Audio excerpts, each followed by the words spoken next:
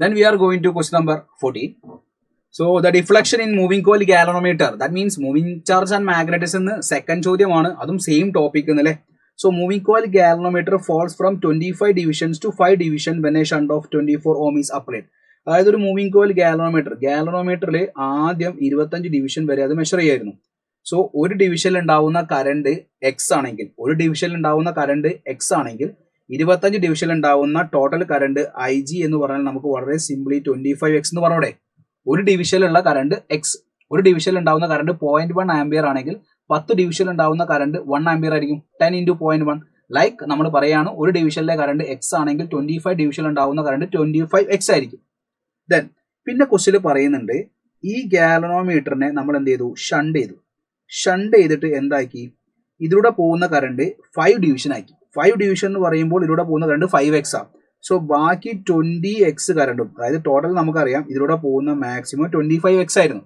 25x current അതിലൂടെ വരുന്നത്. ഇവിടെ നമ്മൾ ഷണ്ട് ചെയ്തപ്പോൾ 5x ആക്കി ഇവിടെ വന്നിട്ടുണ്ടെങ്കിൽ ബാക്കി 20x കറണ്ടും ഇതിലൂടെ കടന്നു പോകും, ഈ റെസിസ്റ്ററിലൂടെ കടന്നു പോകും. റെസിസ്റ്ററിലൂടെ പോകുന്ന റെസിസ്റ്റൻസ് 24 ഓം ആണ്.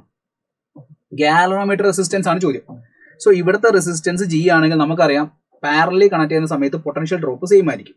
സോ ഇതിലൂടെ പോകുന്ന കറണ്ട് 5x ഇൻറ്റു അതിന്റെ റെസിസ്റ്റൻസ് ജി ആണ്. താഴത്തൂടെ പോകുന്ന കറണ്ട് റെസിസ്റ്റൻസ് 24 ആണ്, കറണ്ട് 20x ആണ്. അതെങ്ങനെയാ വന്നേ മനസ്സിലായോ? ആദ്യം ഇതിലൂടെ പോകുന്ന ഒരു ഡിവിഷനിൽ ഉണ്ടാകുന്ന കറണ്ട് എക്സ് ആണെങ്കിൽ 25 ഡിവിഷനിൽ ഉണ്ടാകുന്ന കറണ്ട് 25x ആയിരുന്നു. പിന്നെ നമ്മൾ റെസിസ്റ്റൻസ് അതിലുമായിട്ട് കണക്ട് ചെയ്ത സിറ്റുവേഷനാണ് പറയുന്നത്. കണക്ട് ചെയ്യുന്ന സമയത്ത് 25x വരണ്ട കൊടുത്ത് എത്ര വന്നു, 5x വന്നു.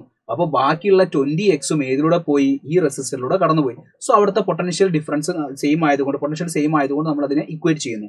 സോ ഈ എക്സ് കട്ട് ചെയ്തൂടെ, 5 20ൽ 4 ടൈംസ് പോകും. സോ ജി എന്ന് പറഞ്ഞാൽ 24 × 4 ആയിരിക്കും. ദാറ്റ് വിൽ ഗിവ് 96 ഓം ആയിരിക്കും. Answer is option 2.